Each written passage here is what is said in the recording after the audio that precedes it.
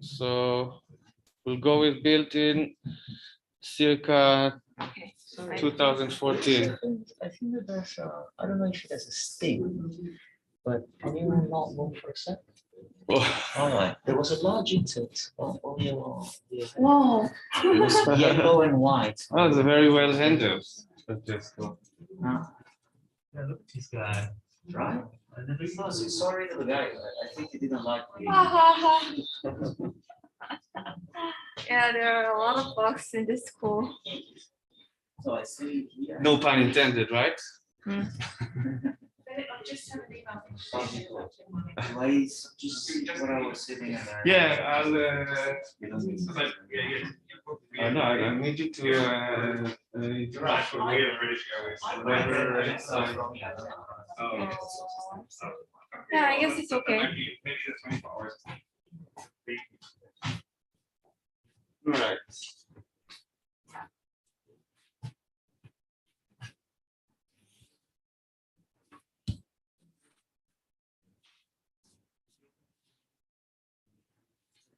So Just view us on YouTube and there are 3 people.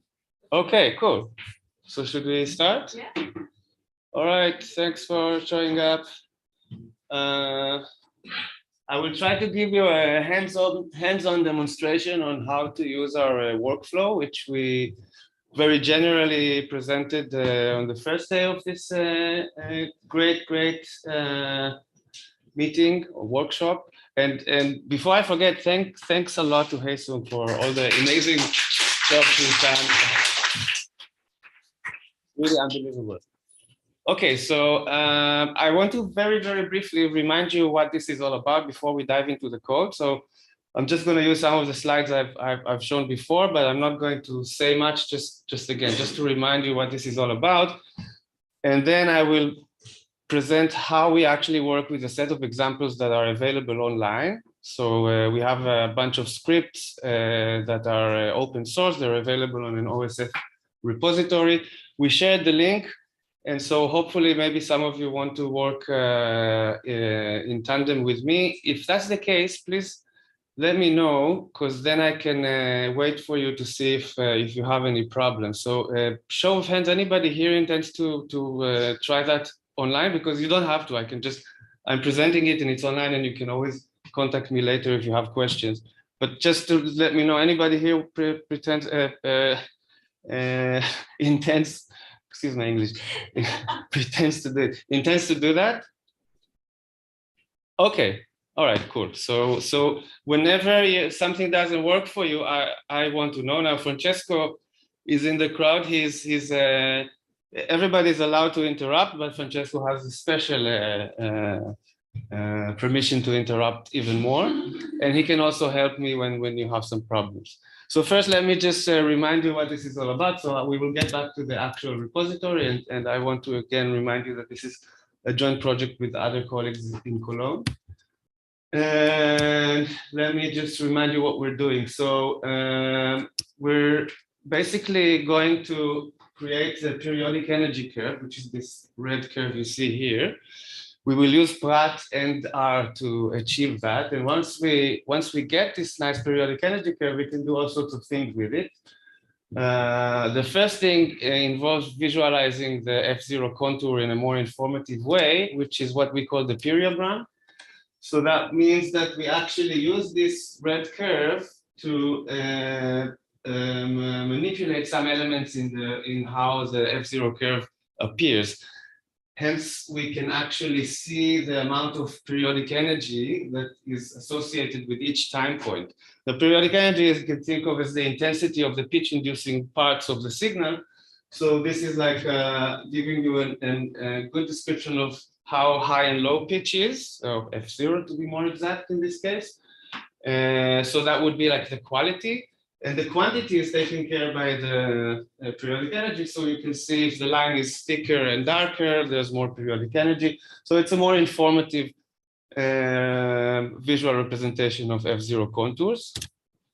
Then we will also move into all sorts of metrics that can actually quantify elements in the signal. And to do that, we will first have to create syllabic intervals. So we will detect intervals in the signal. And then we can move on to all sorts of measurements. So the first type of measurement only involves the periodic energy curve. And that means that we will look at what we call the mass. So it's this area under the curve. So an area under the curve is all this part, for example. I will show you how we calculate that. And we calculate also the center of mass. So we have the mass. So each syllable has its own strength, which we consider to be its mass. And we calculate the relative mass of the utterance. And then each mass also has the center point, which is the point where the mass is being divided into two equal parts. So it's this dashed line you see here. And that turns out to be a very important landmark for all sorts of further calculations that we produce. First one of them is a speech rate. So we consider the speech rate exactly like F0 in the higher time scale as the distance between centers. So the temporal distance between the centers of masses are going to give us a representation of speech rate, which is here in this green curve. And we can also look at the F0 contour together with the periodic energy. So the interaction between these two curves is going to be a very good way of characterizing the F0 contour. Firstly, we will do that, what we call delta F0. So what is the change from syllable to syllable in terms of F0? So it's pretty simple. We just calculate going from here to here to here. And we have, we normalize it also. You can see in percentages. This is a close-up. And lastly, we will show what we call synchrony, which is one of our favorite measurements, where we also locate the center of gravity, the tonal center of gravity on F0 within each interval. And then the distance between the center of mass and the center of gravity is very nicely showing us if something is falling. So center of gravity of the tonal element is going to be to the left of the center of mass of our periodic energy. Or if something is up, something is rising, what's going on? Rising. So opposite, right? So the center of gravity is going to be to the left. And if something is more plateauish, then they're going to be synchronized. And I'm not going to show you the examples. We can now move on to the real thing. So we have this website on OSF, this repository, which is linked to the GitHub repository, which constantly updates scripts. And we asked you to, if you want to work on that, so you should basically go on this link for the GitHub repository. From here, you can also do it directly from GitHub, but here we also have examples and other things that can help you. So the first thing that you should do is download that into your computer. That will download the zip file. I will soon move on to that. And in case you want to work next to me now, also download this little folder. It's called example inputs. Because other than the scripts themselves, we also need some data to work on. So we have these 5 files that we play with. And so we have the audio of these little 5 files, and we also have the text grids. Now, text grids are part of the PRAT system that is not mandatory, but is highly recommended because this system enjoys the information of syllabic intervals if you can provide them by an annotation. I can already say that I'll show you that we can also work without it. But then, of course, some of the boundaries will be might not be exactly where you want them to be. So if you want to be more sure about your placement of boundaries, it's advised to do that. And I think a good way of thinking about whether you want or not to do that is if you have a lot of data, or I mean a huge amount of data, it's probably going to be a lot of work. So you can do without that, and then all of the errors will be pretty much noise in your data. But if you have a small amount of data, it's highly advised to use that. And then you have fewer errors. So yeah, also download that. I will soon move into this. I just want to show you a few more things on this OSF repository. There's a README file, which will be downloaded with a script, but I want to quickly show you, you can also view it from here. And there's also a link to the project page on ResearchGate. So this is where we constantly update more and more papers that we or other people publish that use Proper. So yeah, you can see that actually here. Let me get rid of this.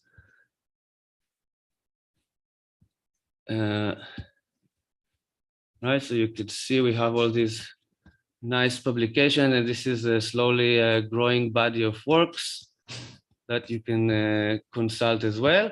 And the README page, which again is also downloaded with the whole package, we update it from time to time, can give you some basic instructions.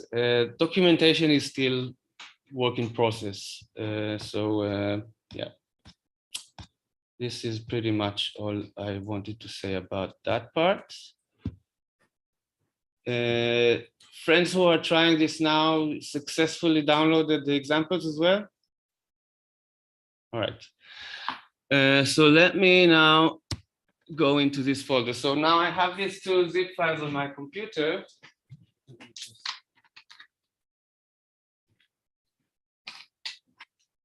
I'll just, of course, unzip them first.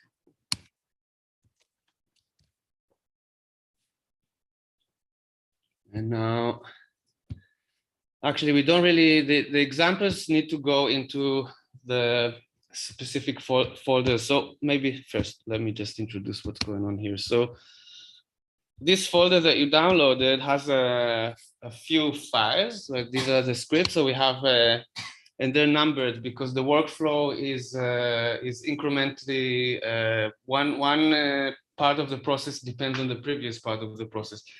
In every part, you're going to save the results and then move on. So when you move on to the next script, it's going to use the results from the previous one. So this is why they're numbered. And we start with the Prat script, and then we have 5 more R markdown files that will be used inside, and preferably RStudio, but you don't have to. Now we have this file structure which you download with the structure. This is with the zip file. This is the file structure that all of the scripts expect. So of course, if you want to work with it and you, for some reason you want to change that, you will just need to also consider changing some paths inside the script. Otherwise, you don't have to think about it that much, because all of the scripts will assume these paths, and they will know that they're inside the same parent folder. So you don't have to really think too much about that. You'll see there's and you can ignore, so some things that you can ignore, these little README files that are in the empty folders, they're actually here in order for the folders to appear on the GitHub repository. Otherwise, GitHub doesn't show empty folders. So they're kind of meaningless. You can just leave them here or ignore them. Right? So you see they're all over the place.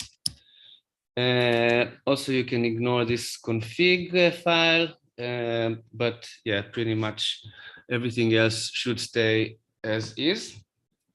And so the first thing we will do now is to populate. So the process itself will populate all of these folders with files, but they have to rely on the audio, right? So we're going to first take from the example folder what we have here. So we have these 5 audio files, and we have 5 text grids.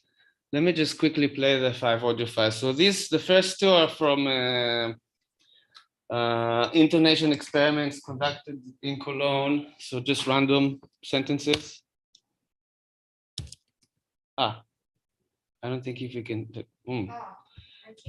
Maybe I need to let's see if this will work now.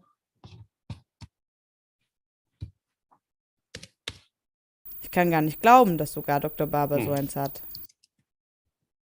No, maybe. Okay, yeah, but let's first try this. No, okay, my computer, then let's try.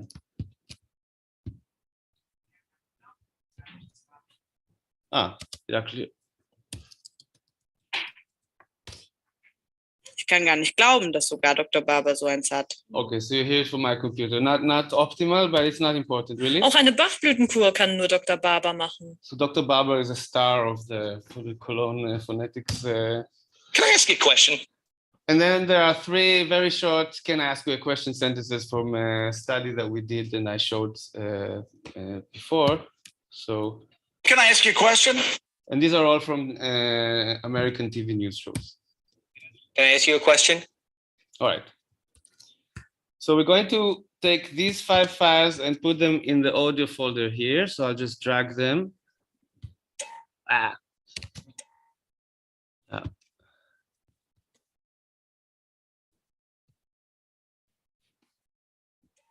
Okay, and the same with the 5 text grid files. So again, text grid files, you can only provide yourself. The system cannot provide for you. And again, they're not mandatory, but highly recommended. So we have them here in this example, of course. So let me drag them. So they reside in the subfolder of what we call Pratt data. Right, so I'm going to also drag these guys here. And we're set. I can actually now erase the examples. We don't need the folder, it's all empty. And we don't need the zip files. And we're basically good to go. Okay, so the first part here is the Pratt script. Now, Tejin is going to give a Pratt script in a course right after us. So I don't want to say much about Pratt scripting. And I'm not an expert myself. So I will just go over what we have and what it does, and especially this part of the process that makes that involves your actual interaction with the script. This part of the workflow, this Pratt script, is actually based on an older work that Francesco called in the past mouse smoothing. And actually, you can use it even if you don't use the whole proper workflow, because as I'll show you soon, it's a good way of making sure that the F0 contours that Pratt chose for you are the ones that you really want to use. Because no machine can ever detect F0 perfectly, right? So Pratt does a great job, but it's a nice opportunity for us to make sure that the F0 contour actually fits what we think it should be. So you can actually just double click on this file, and usually that would just open Pratt for you. And of course, you will immediately close this ridiculous Pratt window, picture window, and here's the script. Okay, so we're not going to really read the script. Again, there's going to be a better opportunity to understand scripts right after us. But this script will open a form, and I will show you what happens when that takes place. Let's just run it so you can run the script. Now, if you didn't change the location of paths, you actually don't need to do anything. It's going to assume that everything is in the same parent folder. So it will know exactly where the audio files are, and it will spit out all of the resulting files in the other subfolders of the Pratt data folder. Here we have a few parameters of F0 that you can tweak. There are other parameters that are not available here. They are in this script here, which we don't want people to play with, because the other parameters are the ones that are going to affect the periodic energy reading. The parameters here are only going to affect the F0 reading, so you can play with that. Francesco. I just wanted to reiterate that I am your man on the field. If you have any problems with all those things, just I'm able to Cool, great. So what we actually use here, so we use Pratt for the digital signal processing part and for its really great interactive abilities to change things. So we can also do it without the interactive part. So if I deselect inspect, this whole thing is just going to run. Let me show you what happens if I do it like that, and then I will show you how things look like when we actually inspect. So if inspect is deselected, which is not the default, and I just click OK. It will now go over the 5 files. So because it's 5 files, it won't take too long. Otherwise, this can take some time, especially reading the pitch object, creating the pitch object.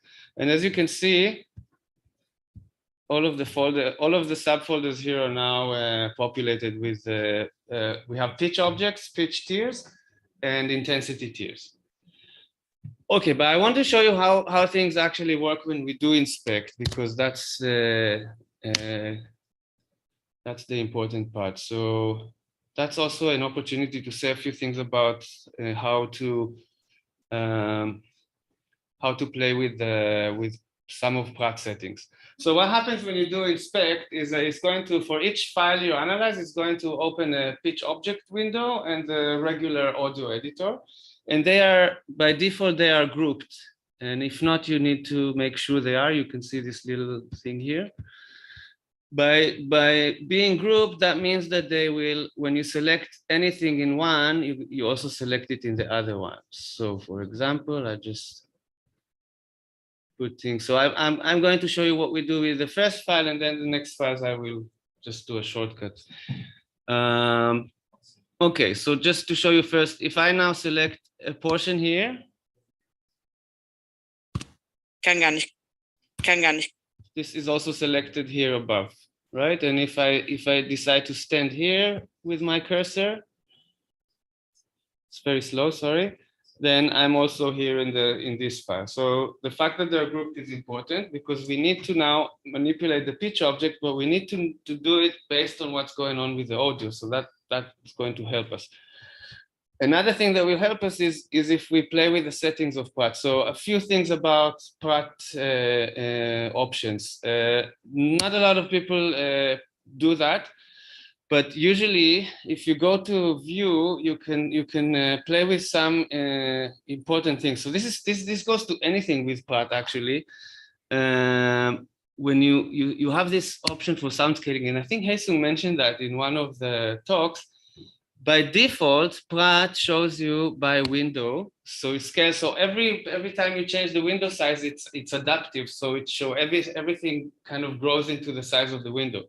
So let me show what happens when it's by window.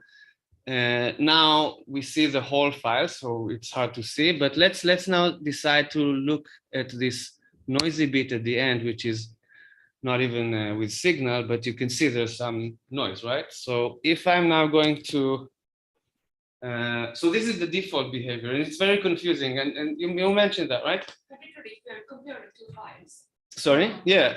And when if you're now here, you don't know if what you're looking at is the meaningful, terrible noise or just the background noise because it's adaptive. It's nice that it has this ability to be adaptive. It's weird that this is the default. So I highly recommend, regardless of this workflow, to go with by whole because that would change it to give you this type of representation. Another thing is that when you do all sorts of analysis with Pratt, you always have to decide the time step. So that's going to affect how things appear on your screen. That's going to affect how data that you collect is going to be. And we do it with a super high resolution. We take data for every millisecond. Maybe too much, but it works. So also when you look at things, you might want to decide on a time step. So this is a good setting usually. So instead of using the automatic, so I think by default it's like that. So you have automatic and every 10 milliseconds. I prefer to do fixed and every 2.5 milliseconds.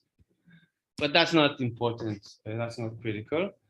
And last thing I want to say about using Pratt windows for this bit is that you can see the spectrogram now looks a bit weird. You might not usually look at it in this way because this is very, very condensed. Let me show you what usually when we work with a spectrogram, it looks like this, right? So now we actually have a good way of looking at formants. So this relatively thick horizontal lines are the formants, as you probably all know. But actually, I want to see the harmonic partials, especially because I care about F0. Now you see F0 here is now between 40 and 600 hertz, and the spectrogram now is between 0 and 5,000 hertz. So a good thing for now, not for everything else, but for what we're doing now, is to actually do the same, give the pitch representation, the F0 representation, and the spectrogram the same range. So if you go between 40 and 600 here as well, the first thing that will happen will look weird. So because we need a narrower window to actually capture that. So it's actually very simple. Just take 1/0 of the window length, and that should be enough usually. Now you can see the first harmonic is usually, not always, usually going to fall and align beautifully with what I consider to be F0. And this F0 is actually collected by autocorrelation. There are other methods where you could actually track the lowest harmonic, but this is a converging, you have converging evidence, so you can visually see the lowest harmonic and you can see the autocorrelation results. Okay, so now what we actually do here is we need to fix some stuff. As you can see, the default parameters we use in Pratt kind of overestimate F0. The reason we do that is because there's so much creaky voice that if we don't overestimate, we don't have any pitch candidates sometimes for creaky voice, and we really need to have something sometimes. So our solution is to overestimate. You might not want to do that if it's too much correction, but by default, we are kind of overestimating, which means that the autocorrelation function is going to think that some noise is also harmonic to some extent, because autocorrelation only checks if the signal is similar to itself. And if it is similar to itself, it assumes it's periodic. So we need to correct, these things are clearly not pitch, right? You can immediately see that. So what we do is we select these regions.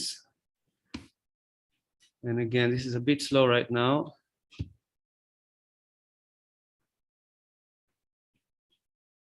Come on. Oh, it takes time, and then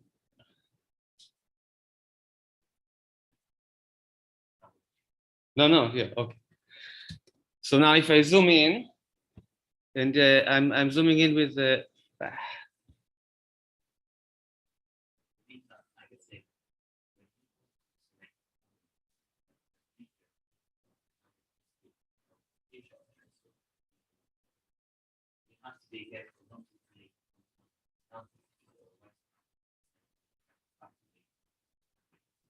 yeah, you can see if you click here, they will be selected. Yeah.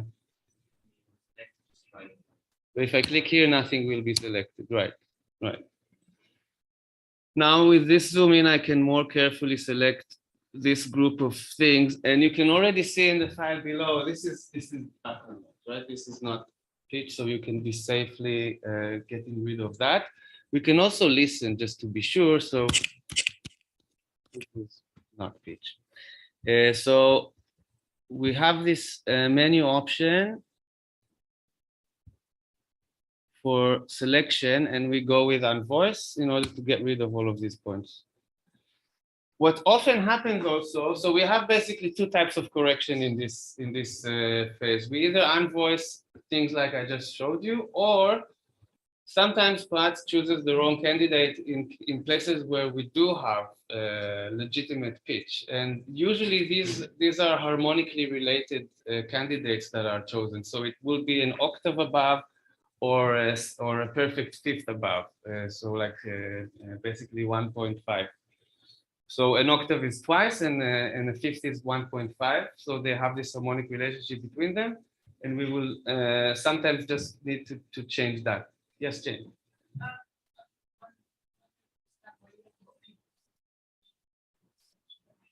I did selection and then I voiced. Sure. And so we will do that for other points in the file. So for example, you can see here, this is also clearly something that does not need to be represented as a F0.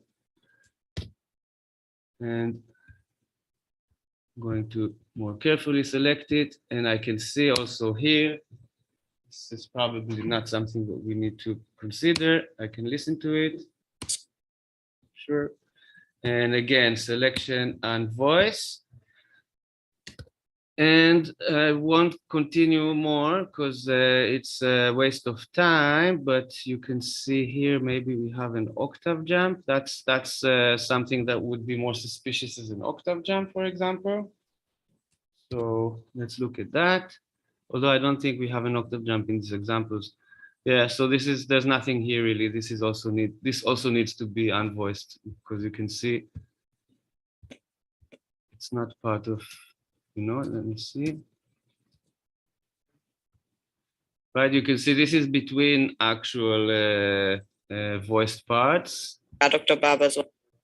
So it's the closure portion of birth. So it has some voicing, but it doesn't provide us a candidate. So if we had candidates here, if we would have some candidates that actually make sense, we would ask it to jump. So we would do selection, and probably fifth up or octave up would do the trick. But there are no candidates here, and it's fine if we do unvoice, because eventually everything is going to be interpolated. So there will be a straight line between these two dots. Okay, so we just do this until we're happy.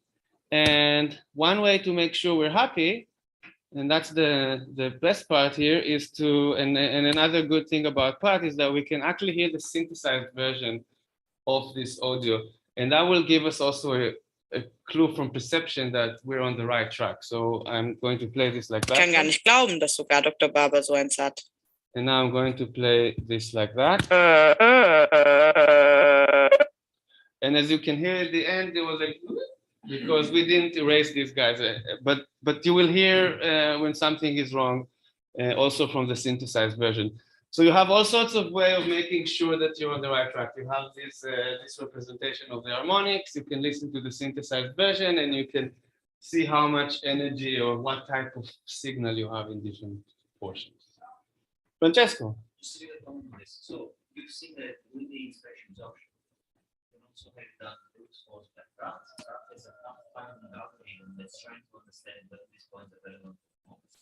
And you can improve on that by using both parameters that we know from the history. So you can even do more targeting, both work. So if you can spend the time to do this, you can. And once you've learned how that works, for 3 seconds of speech, it only takes you 3 seconds. Once you get the shortcuts at the top of your fingers. So, yeah. So if you think that this is too much work, then you can use the tabs and it will work better if you. Okay. So the way it works is, once you're happy with the file, there's this little window here waiting for your confirmation. So when you click continue, yeah, so when these sounds happen in my house, my wife knows exactly what I'm doing. It's always like, and it's kind of funny. All right, so I'm going to now assume that everything's fine and click continue. Of course, for each file, you would want to inspect that when you're actually doing the work. As you can see here, I would probably also unvoice this portion. And for this file, I will also unvoice a few portions in the beginning and end. Yeah, this. And this is the last, so we have 5 files. This is the 5th one, and that's actually going to be a perfect one. So this, in this case, you don't do anything. You can see this looks good. Let's listen to this one as well. Can I ask you a question? All right, and this is the synthesized. One thing to note, and it's mentioned in the README files, you see we have these very white edges. So another issue with Pratt is that Pratt is not analyzing things at the very edges of files, and that is a problem. If we cut our audio exactly where something ends and starts, we want to give ourselves a little bit of safety zone. So by default, what we do before we start to work, we add 200 milliseconds of silence to all of our files. And that kind of saves us from having this problem. But if I would actually cut this file from here to here and then ask how to analyze it, then a few portions from the beginning and end would not be analyzed. So yeah, that's why it looks like that. And it's written in the README file. If you forget about it, it's an important recommendation. So, okay, I'm going to finish now. So that's done. But finished working for us. And because I didn't do it properly here in terms of going over them, I'm going to copy these files that I've already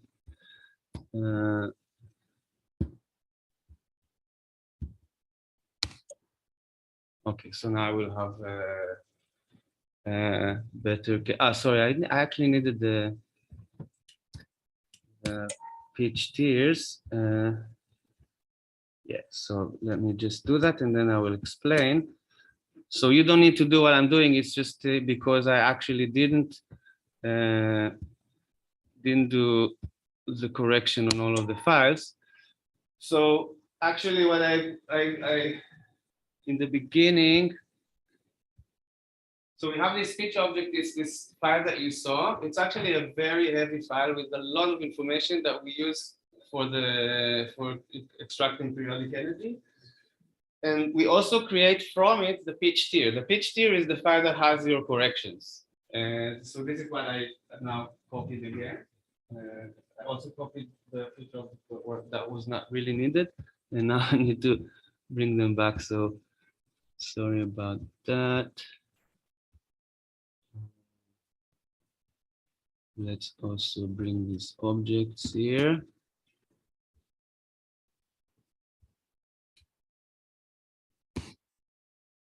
Okay. All right, so as you can see, the pitch objects are heavy. They're heavier than the audio files themselves. You can see for AH1, the audio is 265 Ks and the pitch object is 1.6 megabytes because it has a lot of information. Basically, it has up to 15 pitch candidates for every time point, and for each one of those pitch candidates, a related strength, so based on the autocorrelation, and as well an intensity curve. So a lot of information goes into the pitch object file. The intensity tier and the pitch tiers, so where pitch tier is below here, are actually very lightweight files. They just include one time series of either F0 or intensity. And we use the intensity we use just in the beginning of the process, but we can keep it for other reasons if we need. And the F0 file that the F0 curve that we will use is taken from the pitch tier. Okay. So let's go on to now thankfully, Bodo already introduced our markdown files, so I don't have to do a lot of work here. There are a few differences between how we work with them. So let's start with the first R file is the second file in the workflow, and it is named proper preparation path to R, because this is going to now read all of these path objects that we just created and put them in a table. And then we will save that table and then move on to the next part of the workflow. But I want to show you what goes on here. And so first, let's see how things. So first of all, unlike Bodo, I like to look at the environment. And we're going to use that. And we're going to use the mouse. And unlike Bodo, I think that it's really important for us to always start with a clean environment. So the first line here is going to remove whatever we have in the environment. Another thing that I will ignore now is that usually I work with our project. So that's an even nicer way to contain all of the files in a certain project. And then you have less of an interference between different projects, but we can ignore that for now. It's too much information anyway. And we can kind of now work with the chunks. So, you know, we can run the whole chunk like that. In this case, I will do it because we only need to load a few libraries. And we use require. Require is the same as load. It's just that if it's already loaded, it will not do anything. So now I've loaded this. So at first I made sure the environment is clean, and then I loaded these files. And now we have all these sub chunks, and each one of them is going to create a small table that we will then combine eventually. So the first table is going to just read the intensity tiers. So the first part of it, I'm going to now, my cursor is now at the beginning of each row, and then I'm just clicking Command Enter to just activate each one at the time. I could actually just go all the way here, but that's not a good thing to do if you're not sure where problems might occur. So this is a good way to also make sure that each step in itself worked. So now I basically created a variable that tells R where the list of intensity tier files are. And if I run this, it creates the first table. You can see it now in the environment. And I'll just click on this to make sure that it seems like it's working. So you see, basically, it only gives us the name of the file and the time. And as I said, it's a bit of an overkill. We have a row for every millisecond. And as you can see, we start with 80 because that's the first time point in this file where Prats has any intensity data to give us. But that looks good, right? We have data, we have time, we have the file name. And if I will move down, you will see that we have for the rest of the files as well. And you can already see it's a lot of rows. These tables are very, very long. And this is just 5 examples. So imagine what happens when you have hundreds of files. It can be a little slow, but it works. It works with a lot of files as well. So that's the intensity data frame. We call this one intensity DF. We're happy with it. Now, as you saw, because Prats only gives us in these tables, it starts from wherever it finds data. We also create this empty table just to start to have all of the points in the file available. So we start from 0 all the way to the end. So this is what's going to happen next. It's going to be based on the intensity tier just because it needs one of those part objects to, because all of them have the information of the full length of the file. So we use this second part to do that, but we do another thing with it. We extract different elements that usually we put in the file name. So when we have databases, usually there's a scheme by which we name files. We assume that you're going to use a scheme that uses underscores to separate things. But of course, if not, you need to change something here. There's a regular expression that basically gives you the file name. So that's just going to take anything that happens between the beginning of the path and the dots, whatever file type you have. As you saw, that works well, but we also want to sometimes be able to separate elements within the file name. And here you have an example of using speakers. So now this regular expression for speaker, which you can then copy and you can multiply the way it looks in order to add elements depending on how your scheme appears. In this case, we assume that the first portion is the name of the speaker. And it is usually the case that we want to have a column for speakers. In this case, it's not going to matter much because each file is a different speaker, but assuming that you have a lot of data in a regular scenario, you have a lot of data from the same speaker. So that makes a lot of sense. But you might want to code other things. So this is where we do that. And so this full-time DF is going to give us, I'll show you, I'll just run it. And as you can see, speaker name is now the first portion before the underscore. And we just have time and we start from 0. And let me show you when you go to other files here. So again, just time, and now the portion that's before the underscore is the speaker's name. And that's going to be the case also here. So now Joe 7, Joe is the speaker, and we have time. So very simple. Now let's move on to the pitch tier. nothing special, very similar to the intensity tier, just one time series. So I'm going to first locate the list, then read it into a table, and I'm just going to inspect this table very quickly. So we call this one F0 smooth, because the last thing that Prat does for us in the pitch tier is also smooth the F0. And smoothing F0 is actually quite important.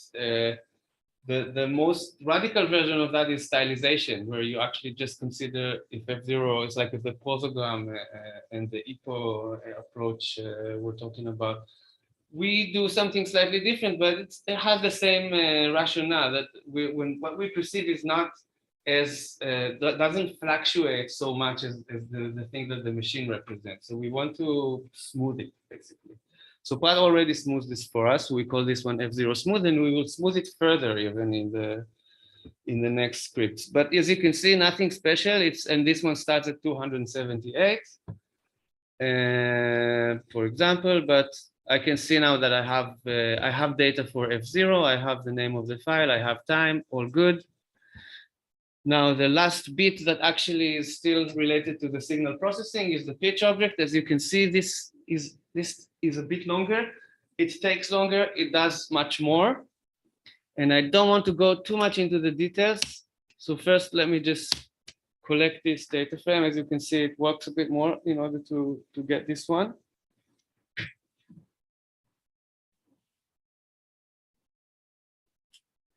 And when this is done, we have a pitch object data frame, which you can see here. So now we have, again, file and time. We always need these guys, because this is how we eventually will combine all of the data.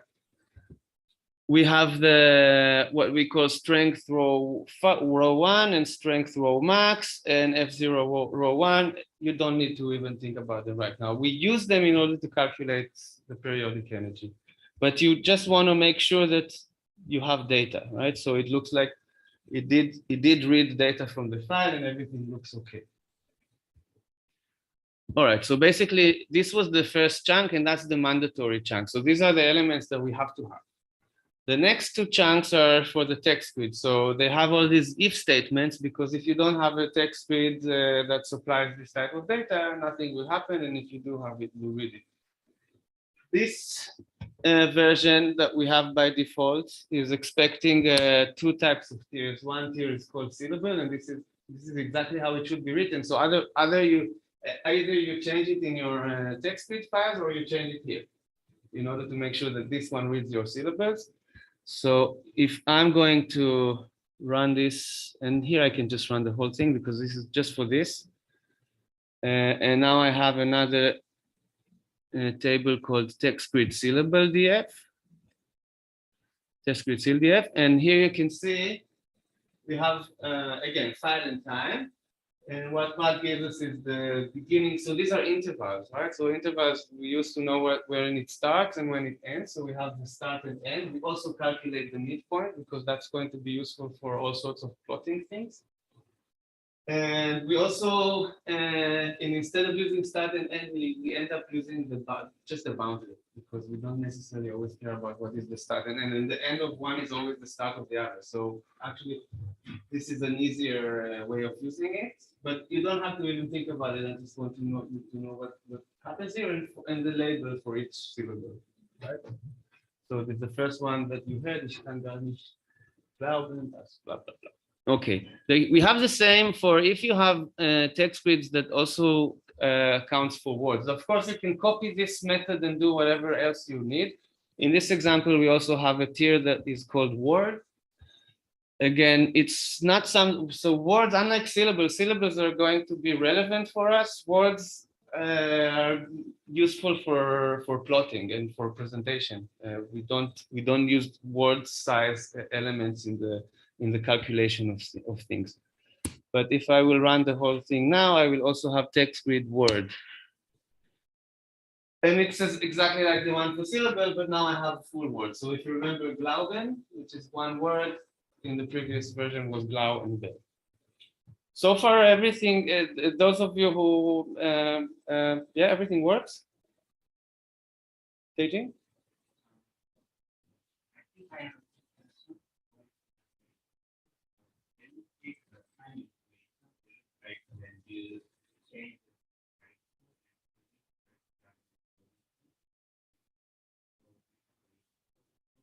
using integers for time because it's 1 millisecond.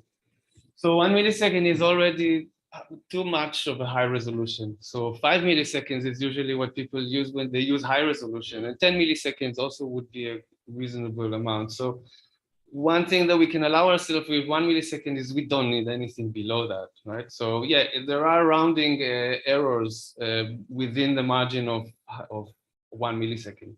So I'm not worried about that. What? Anyway, the question of method is important. But, so when you make actively, especially for syllabus here, do you manually mark the syllabus, or do you use some kind of That's up to you. That's not part of the system. But what I will show you is that when we run the boundary detection algorithm, it is going to consider your, I think we talked about it a little bit also in the presentation, it's going to consider your boundaries, which means that it will actually locate the minima as its preferred point. And if there's a boundary in the vicinity, that's good enough. It will go with the minima. Which means that actually where you place your boundary can even be a bit off by 20 milliseconds left or right, because the way the algorithm is. It will eventually prefer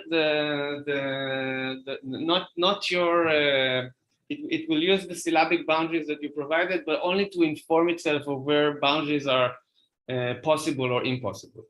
Not so much in order to put them exactly in that location. So even that is, you can kind of freely do the syllabic annotation rather than be too tight about that. If you use that type of algorithm, we can also force all of the automatic detected boundaries on your manually provided boundaries, and then maybe you want to be more precise. But however you create the boundaries is up to you, depending on how much data you have, I guess.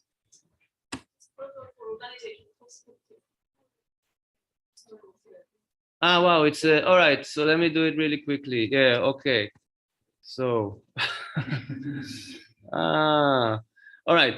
This last bit is just going to take all of these tables and combine them together. Right. So we have left join first the full time. We start with the full time. That's the point of having it, and then everything aligns to it. And everything is going to use the file and time in order to make sure that the data is going in the right location. So we create this table that we call raw data frame, and we only make one calculation. We use this mutate function, which we use a lot because mutate allows us to calculate something in the table and add another column with more variables. So we're going to calculate. So maybe I'll need to go all the way to 1:45. Is that okay? Or because 5 minutes won't be enough. I'll need like 15 minutes. I'm okay. Do you allow me 15 minutes? I'm sorry. Sorry about that. Okay. So I'm going to just create the raw DF table without talking about it too much, but I'm going to also click on it here from the environment and make sure that everything seems right. So now we have all of these different types of data combined, and don't be worried if you have a lot of NAs for the intervals, because the intervals only have data where they appear in this table. They're not continuous. Okay, so we only have boundaries, so you have a lot of NAs where the boundaries are, but all of the continuous data you will have, you should have numbers. Okay, the last bit here is how we calculate the periodic energy. So we actually have to take the intensity curve and go back from because it's a log transform. It's in dB scale. We want to take it back to actual power in Pascal units, and then we also multiply that with something that we took from the pitch object, which is how similar something is to itself in the autocorrelation function, which gives us how periodic something is. So how periodic something is and how strong something is, multiplied together, gives us the periodic energy. We call this periodic power at this point, and we eventually save this as a CSV file. So everything we just now collected in a table will appear in data tables as this raw DF CSV, and we can close this part of this workflow, and basically we're done with that. Now we're moving on to the second R script, actually the third in the whole workflow, which is proper visualization. This is where we create the periograms. So as every part here starts, I will first clean my environment because it's now full of objects that I don't need anymore. And I will load these libraries that I will need for this part of the script. And I will also load this raw DF CSV file that I just created. So I'll do it in one go like that. And you can see that now I have this loaded from the CSV file that I saved. And it looks exactly like the one we just created because it's basically the same. And what happens now? Now there's a lot of code. And I'm not going to go over it, but this code expects you to adjust a few things. So I want you to be aware of that. So there's what we call the pair floor, and there's relative to. The pair floor is going to be really important because we need to log transform this periodic energy curve. It's now back in the Pascal version, so it needs to be log transformed. And actually, it's a very useful way for us to also adjust because we have data from different recording sessions, different recording situations. So it's good to have a different, some control over how the log transform behaves because it's also, we use it to determine the real zero. So this is a bit like dB-SPL if you're familiar with dB scales. So it's down there in the code, but up here you can just determine, and you can see we recommend using values between, so this is a percentage of the full scale, so 5%, so between 10th to 5% of the actual scale is where you want to set your floor. This is why it's the periodic floor. So by default, it's in 0.01. I'll show you what this means and how you can inspect whether you have a good value or not. And the other thing you want to do is to all of these things that are going to be relative to something else, you want to decide if they're relative each time to the same token that you're analyzing. So for example, this is a value that's relative to some scale. Is it only that one token? Is it all of the tokens from the same speaker, which in this case is going to be the same because we have one file for each speaker? Or is it the whole data, which is all of the files together, which will not make sense in this case because these are very different files, they're very different recording scenarios. So by default, speaker is the best option. And you can also change strength threshold, which is a bit like the voicing threshold inside Prat, but I don't recommend using this at all. So it says you keep it 0.25 unless you need that change. Now, if I run that, and so there's a lot of code here that's going to basically create many variables that will be used later for the visualization. And I'm not going to explain them at all because we don't have time. But now I created a new data table, which we call main data frame. Right? So this is what it looks like. And it will just have more columns because we just computed a lot more variables based on the variables that we already have. And yeah, so I'm very happy if you have questions about that later. What you should be, okay, so the next plot is, the next chunk is for plotting. So this is, now we're going to create our periograms. And again, you have some, there's some points for your adjustment here that are, to make it easy, they're located here and you can just choose. So what we call Y scale is going to determine if the y-axis on your plots is going to be the same for going to be the same for all of the data in your in your folders, or the same only for each speaker, or the same for each token. And again, token and speaker in this case will give us the same result. So I will show you in one case and then the other. The rest of it is going to run after a few, these are a few settings that are going to be used in the plot, and then there's the ggplot here. As you can see, a lot of the stuff here is commented out, but that's on purpose because the plot includes a lot of different variables that you might be interested in inspecting. We use this default here because that's the one that actually is going to matter for adjustment of the per floor variable, but there are many other variables from that big table that you can plot.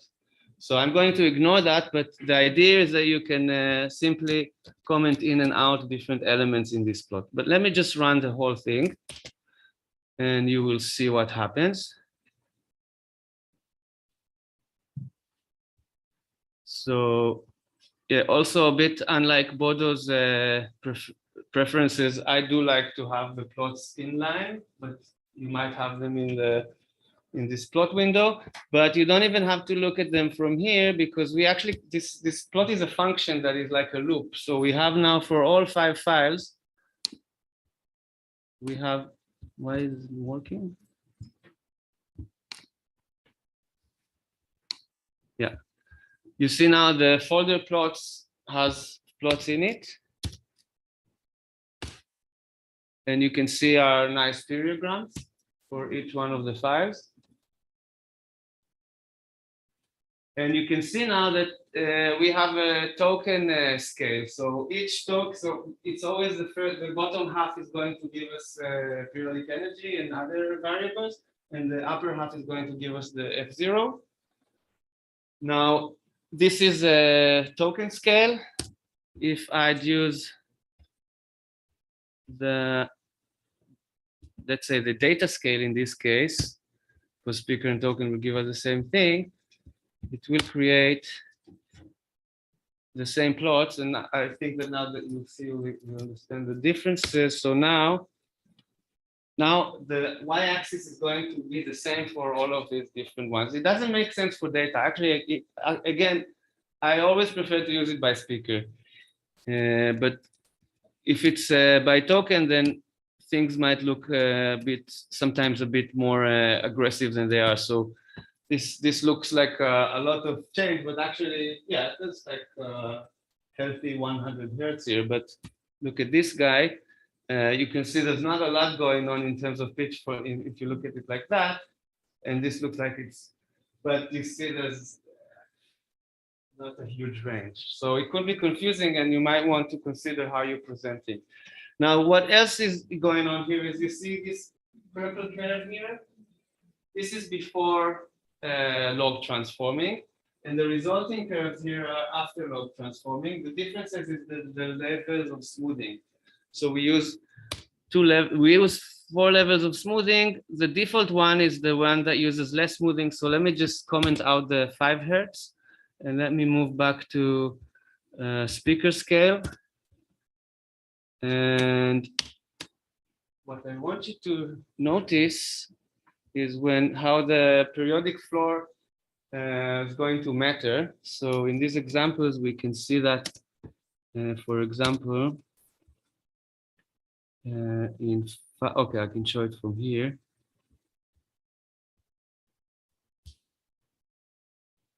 All right, you see that we have a ZO, that's ZO Gal.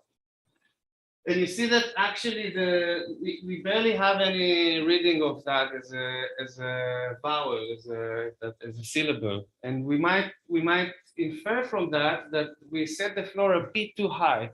It needs to go a little lower to include that portion. At the same time, you can see here that in question, it considered this non-periodic, non-harmonic portion as periodic. So we have this little bump. So we can say, actually here, I want the floor to be a little higher.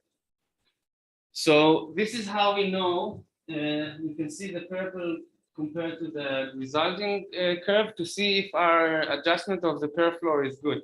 So for the rest of the files, it's good. And it's only these two, but they have different problems. One needs to be higher, one needs to be lower. So the next chunk is for correcting that.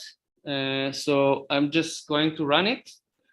it's basically doing the same as before, with just it allows you to set different types of per flow values for different files. And now I will replot everything here. And this will be my final plots. So we use these plots for two reasons. As you saw, for adjustments. So this is very informative. You can see how our different variables look like, but also for presentation. You can already use them in a presentation. And now the plots that we just created. So just to show you with the corrections, now with this was where we had the bump before. You can see there is something in the purple, but we set the floor to such that there's nothing here. And in this case, Zog looks, it should be reduced. It's of course a reduced value, but we have a better representation of it. So this is how we use that. And once we're happy, we reduce the table. It's very big, so we create a smaller table. And like in any other stage, we save it. And we can go out. So now you can see in our, let's close this. Let me also get rid of this. So now you can see that under data tables, we also have main DF. And you can see every time these tables grow and grow in size. So this one's already 2.3 megabytes. And this table is what you'd expect to start working on the next script. So number 4.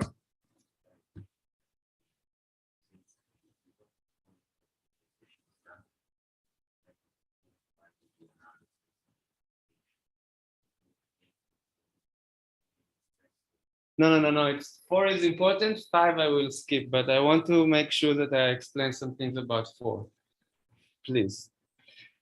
So again, we start by deleting the environment, loading the relevant libraries, and then reading the latest part. So that's just how we start. And now we have our main DF, and it's all here.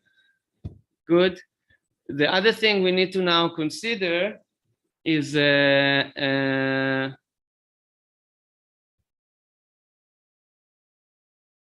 whether we had if we provided the boundaries or not. So if we provided boundaries, then we want to maybe take that into account. If we didn't provide boundaries, we want to give the system some way of deciding how to detect automatic boundaries. So use manual here. You have the option of manual or false. You can choose by numbers. So 1 would choose manual, 2 would choose false. Manual means that we did have manual boundaries. And then that means that we want to set this automan. So this automatic manual, that's why it's called automan. And this will be actually how far are we expecting a manual boundary to be from an automatically detected boundary. So 40 is a value that works for us, but you might want to change that. So this is going to be to what extent the automatic boundary is considering the manual boundaries. If we chose false here, then we might want to put the value for average syllable. So if you don't have manual boundaries, the algorithm expects a certain amount of boundaries in order to do its job. So it needs to have some sort of estimation. And to do that, we can tell it, okay, you can assume that every 200 milliseconds or 175, so these are usually syllable size intervals, will be a boundary. So that's how you can calculate and assume how many boundaries you will find. But that's in the case that you don't have boundaries. So I recommend using giving the text with syllabic boundaries, and then you use manual, and 40 is a value that usually works. And the rest is this pretty cool algorithm that detects boundaries. Let me just run it. And you will see that you can now also, so I just ran the whole code, but now there's a section where I can plot it. Okay, so plotting is, in this case, not so much for presentation because this is really just to make sure that you're happy with the selection of boundaries. So you have all sorts of data here. I'm not going to go over it. I will be, again, happy to explain what's going on here. But we're happy with these boundaries, and you can see there, you have the, it's hard to see, but you have the dotted black lines for the manual boundaries and the red vertical lines for the automatic ones. So we have nice placements of boundaries. Now, once we have boundaries, we can start to calculate all of these things I showed you. And we have this very long chunk here that, again, I'm not going to explain, but this chunk is calculating all of these different variables that we're using. So I'm just going to run it in one go from here. So it's calculating, and now it's mapping for every interval the various functions that we define. And then it's going to save a new data frame that is now called compdf. And it looks like that. And again, it's just with a lot of new variables. But I'm opening them always just to make sure that stuff worked. Of course, when you look at the numbers, you don't know, so you want to plot. And the last thing I will show you is this plot for all of the data, including all of the variables that we just calculated overlaid. So it's a pretty expensive plot that takes a long time to run. And again, you will see in the ggplot, you can comment in and out all sorts of variables, although here there's much less. So I'll just run this.